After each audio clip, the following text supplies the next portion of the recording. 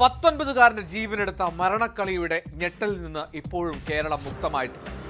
Football കളിക്കിടെ Thiruvananthapuram Thycaud Allen എന്ന 19കാരനെ കത്തിക്കിരയാക്കിയ സംഭവത്തിൽ മുഖ്യപ്രതികളെല്ലാം ഒളിവിലായിരുന്നു.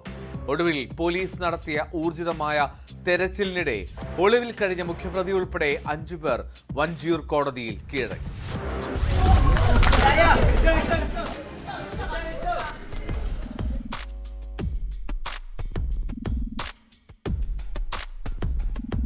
തൈക്കാട് ശാസ്താക്ഷേത്രത്തിന് സമീപം നഗരത്തിലെ ഒരു പ്രമുഖ ഹയർ സെക്കൻഡറി സ്കൂളിലെ വിദ്യാർത്ഥികൾ തമ്മിൽ ഫുട്ബോൾ കളിയുമായി ബന്ധപ്പെട്ടുണ്ടായ തർക്കം പറഞ്ഞു തീർക്കുന്നതിനിടെയാണ് ചെങ്കൽച്ചോളയിൽ നിന്നെത്തിയ അലൻ എന്ന 19കാരന് നേരെ അപ്രതീക്ഷിതമായി 5 സംഘത്തിന്റെ ക്രൂരമായ അക്രമമുണ്ടായത്.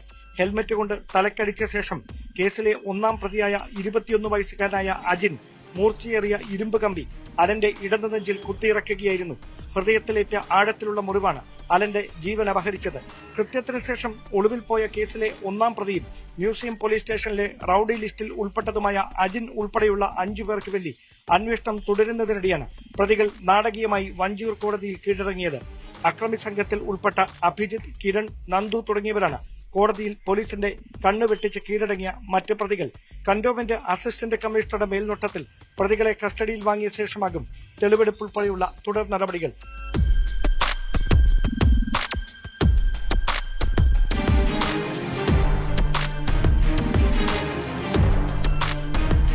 Dan Kurian, news 18, Thiruvananthapuram.